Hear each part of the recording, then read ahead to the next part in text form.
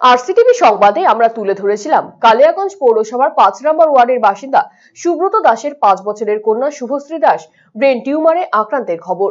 অর্থের অভাবে বন্ধ হয়ে গিয়েছে চিকিৎসা। রাজ্যের বাইরে চিকিৎসা করাতে প্রয়োজন লক্ষ লক্ষ টাকা। এই অসহায় পরিস্থিতিতে মানবিক সাহায্যের আবেদন জানিয়েছিলেন পরিবারের সদস্যরা। মঙ্গলবার রাতে কালিয়াগঞ্জ পৌরসভার পৌর প্রধান রামনিবাস সাহা, উপ পৌর প্রধান ঈশ্বর রঞ্জক সহ পৌর কাউন্সিলর অসহায় অসুস্থ শিশুর পরিবারের বাড়ি যান। পরিবারের লোকেদের সাথে কথা বলেন তারা। সমস্যার কথা শোনেন পুরো চেয়ারম্যান। পাশাপাশি শিশুটির চিকিৎসার জন্য আর্থিক সাহায্য প্রদান করা হয় দুস্থ পরিবারটিকে। সেই সঙ্গে আগামী দিনে তাদের পাশে থাকার আশ্বাস দেন পৌর প্রধান রামনিবাস সাহা।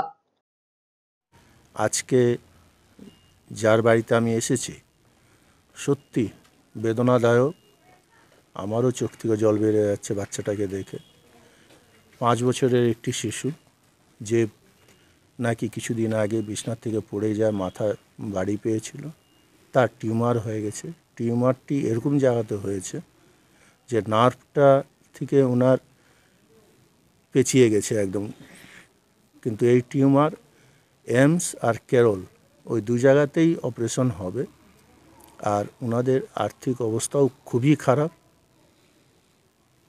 তার জন্য আপনাদের মাধ্যমে যখন আমরা শুনলাম ওনার বাড়িতে আজকে আমরা এসে দেখা সাক্ষাৎ করলাম, করে টোরে কিছু সাহায্যের হাত বাড়িয়ে দিলাম এবং আশ্বাসনও দেওয়া হলো।